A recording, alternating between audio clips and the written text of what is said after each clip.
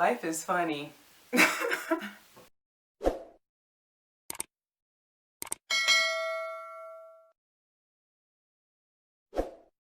Hi, it's Vicori and welcome back to my channel. This is going to be a two-part kind of video with me eating and telling you what I'm eating this week because I'm hungry, but also going over my wash day after I had mini braids in. So I have another video that's already out with my mini braid takedown, and I talked a little bit about what I have learned from Natural Hair YouTube University in that channel, or in that video, so be sure to check that out. With this video, I just wanted to like throw some pictures up of like what my wash day looked like for that particular takedown after not having washed it for a month and having mini braids in it. But it is lunchtime for me, so I figured I could eat with y'all and chat a little bit. So the what I eat in a day will come a little later. I figured I'd talk about my hair first. So first, obviously, I took the mini braids down. It had been a month since that I had them in, and I hadn't washed my hair at all during that time. About 2 weeks into having my mini braids, I did use this Tropical Roots shampoo spray to just freshen it up a little bit. Freshen up my like scalp a little bit and like break up some of the buildup, and that felt really great. But overall, my hair, I was pretty surprised that I didn't feel like I wasn't like aggressively itching, and you know, I didn't feel like it was super gross. It did need to be washed. By the time I washed it, it did definitely need to be washed, like that, no question about that. But it wasn't as like gross or bad as I thought it was gonna be for not having washed it for a month. So took out my mini braids. I did an apple cider vinegar rinse. So I did 1 part water to 1 part apple cider vinegar in my spray bottle. Sprayed it on primarily my scalp, but it did like drip down to the shaft of my hair. So sprayed the apple cider vinegar, massaged it into my scalp, and then retwisted it back up. And then I let that sit. I let the apple cider vinegar sit on my hair while I made my deep conditioner. And for my deep conditioner this week, I used half of an avocado, some black castor oil, and 2 aloe vera leaves. We have our own aloe vera plant here, so I just took 2 leaves off of the plant that we have, and I put that, or I blended that with an immersion blender. And after I finished making that and cleaning all of that up, I went to wash the apple cider vinegar out of my hair with black soap, and I did it like section by section. For me, for whatever reason, I cannot keep my hair in sections when I'm washing my hair. They just always unravel. So I just let that happen, and I ended up washing half of my head as I went, and then I washed the other half. And then I did my whole head with the Camille Rose cleansing shampoo. I shampooed, I put the a t-shirt, a clean t-shirt around my hair to dry it, and literally just from like walking from washing my hair upstairs to put some deep conditioner on my hair. I'm gonna put up a picture. My hair was already dry just from a t-shirt around my head walking up a flight of stairs. Not completely dry obviously, but like that's what high porosity hair looks like. Like the water came into my hair very easily, but just the t-shirt around it was enough to make it like very dry just with a few steps.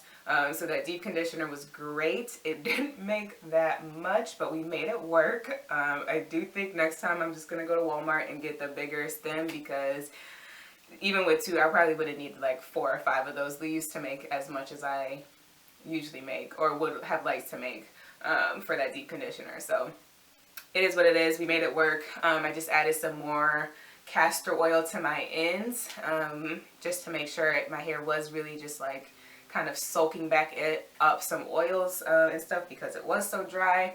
And I let that sit with a plastic bag over my head for 30 minutes. I ate this actually. I ate my butternut squash bowl while I let that sit, and then I went to wash it out. I used the Camille Rose cleansing wash or cleansing shampoo to get it out. This honestly was not my favorite deep conditioner. This is the second time I did it, and I strained it this time. The first time I did it, it left big, like, I think it's the aloe flakes in my hair. So this time I strained it and I still had aloe flakes. Not as much as before, and after I washed it, I had even less than that, but I still had them. So, like, it really wasn't that bad, but I don't want to have product still left in my hair after I wash it out. So, I probably won't be returning to that. If you have tips for me on how to not have that happen, let me know, because I like the way it makes my hair feel. I just don't like the flakes afterwards. So I'm literally just gonna like be experimenting with other deep conditioners because I don't want that to keep happening. But so yeah, it did make my hair very soft. It got it back to like how it should be. I do still need to trim my ends. My sister has some shears, so the next time I'm over at her house, I'm gonna pick those up. They don't look horrible, but I can tell it's time for it. And I'm looking at my notes. Yes, after I washed it out, I went upstairs and I tried the LOC method. And I had been always so skeptical of the LOC method, which is liquid or leave-in, oil, and then your cream, because I thought like oil was the ultimate sealant, so why wouldn't you end with oil? But looking up videos on high porosity hair, I saw a couple that had said the LOC method works really well for our hair because you put your leave-in, you seal it with oil, and ultimately, but at the end of the day, your hair, if it's like mine, it's that moisture is going to escape, so you put more moisture on top of that, so when the moisture that's underneath it escapes, there's another like resource for your hair, your strands to pull from. And I think it actually worked really well.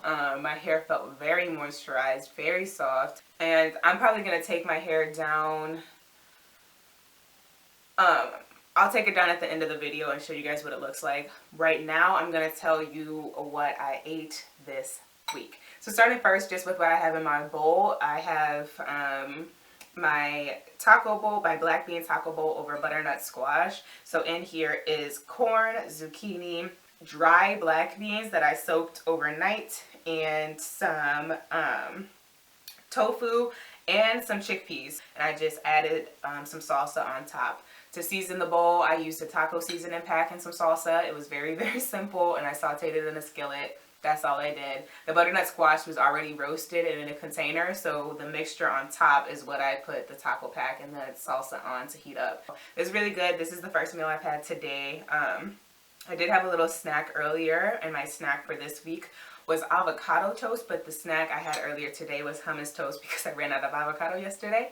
But my dad had some spicy hummus, so I put that on some whole grain toast with some cracked pepper and ate that.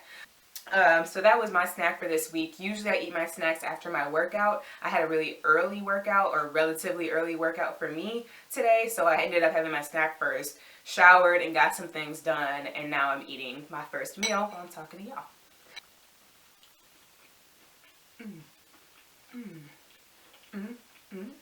Where's it going, though? The second meal I had this week, I attempted to show you all me preparing it, but I be getting carried away. Like when I'm in a groove, I get so carried away I forget I have a camera. So I meant to show you some earlier steps, but I had roasted red pepper pasta this week, and it was yummy. I did a little mix on it than what I usually do. Usually it's just 2 roasted red peppers and some almond milk, nutritional yeast, onion, garlic, and some flavors. This week, instead of using almond milk, I actually used, well, I did use a little bit of almond milk, but to add the creaminess, I added like 1/4 of a head of cauliflower. I added to the blender with my roasted red peppers, some roasted garlic, some roasted onion. I just put all of those on a tray with some oil, salt, and pepper and let it roast. And I put that in the blender with some pasta water, some almond milk, nutritional yeast, and a couple of other seasonings. I poured that sauce in a pot and let it heat up to thicken a little bit, put my pasta on top and mixed it all around. Boom, that was it. These were 2 very simple recipes. With my roasted red pepper pasta, I also had some roasted broccoli. And that I just roasted as I went. So like each meal, I roasted it. I didn't roast it in a big batch. That way it was like freshly crispy and roasted every day instead of like kind of like trying to like re-energize already cooked food, especially cooked veggies. Sometimes that's really hard. Yeah, it was a successful week of meals.